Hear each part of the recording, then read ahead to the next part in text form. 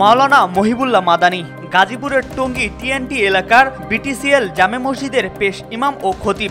জুমার নামাজে হিন্দু সম্প্রদায়ের সংগঠন ইসকন হিন্দু ছেলেদের মাধ্যমে প্রেমের ফাঁদে ফেলে মুসলমান মেয়েদের সতীত্ব নষ্ট করা, সমাজের চলমান নৈতিক অবক্ষয়, পারিবারিক মূল্যবোধ ও আন্তঃধর্মীয় সম্পর্ক নিয়ে নিয়মিত বয়ান রাখতেন।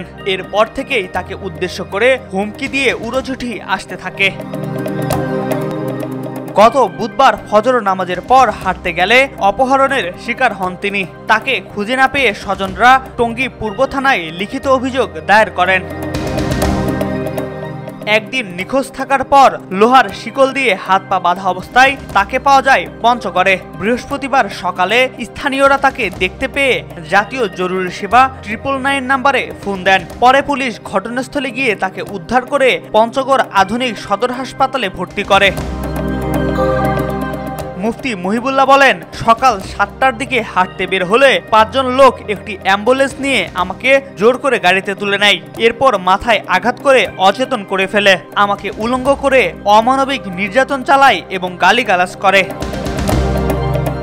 তাকে উদ্দেশ্য করে লেখা চিঠির বিষয়ে তিনি বলেন, চিঠিতে লেখা ছিল অখণ্ড ভারতের পক্ষে কথা বলতে হবে, চিন্ময় কৃষ্ণ দাসের জামিন বিষয়ে সহানুভূতিশীল হতে হবে।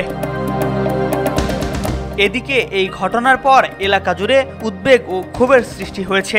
স্থানীয় ধর্মপ্রাণ মানুষ তার দ্রুত সুস্থতা কামনা করেছেন এবং ঘটনার সুষ্ঠু তদন্তের দাবিতে বিক্ষোভ প্রতিবাদের ডাক দিয়েছেন। এম আর আকাশ, আজকাল।